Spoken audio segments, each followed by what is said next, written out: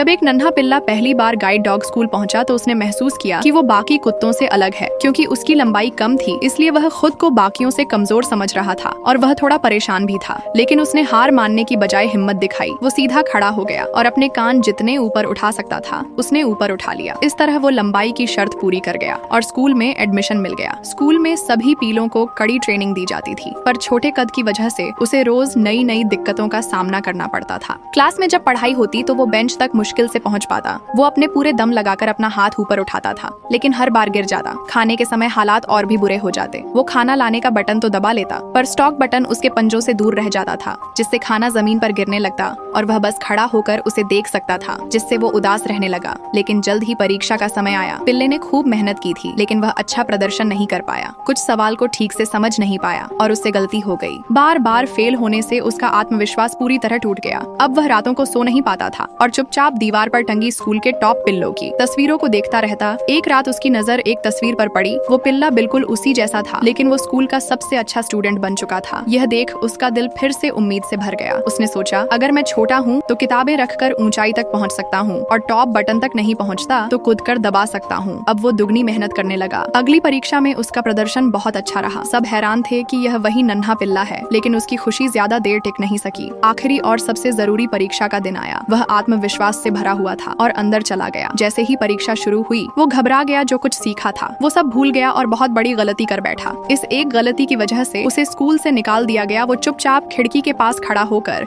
बाकी कुत्तों को देखता रहा जो अपनी डिग्री लेकर खुश हो रहे थे। अब वो खुद को रोक नहीं पाया और जोर जोर से रोने लगा। इसी बीच एक अजीब घटना हो गई। एक अंधी महिला सड़क पार कर रही थी और एक तेज रफ्तार ट्रक उसकी तरफ बढ़ रहा था। पिल्ला बिना सोचे समझे दौड़ पड़ा। उसने पूरी ताकत से दौड़ लगाई और समय रहते महिला को पकड़ लिया। वो उसे एक सुरक्षित जगह ले गया और उसकी जान बचा ली। तभी स्कूल के प्रिंसिपल ने ये सब देख लिया। पिल्ले की बहादुरी और दयालुता ने सबका दिल जीत लिया और प्रिंसिपल ने उसे सबसे ऊंचे स्टूडेंट का अवार्ड दिया।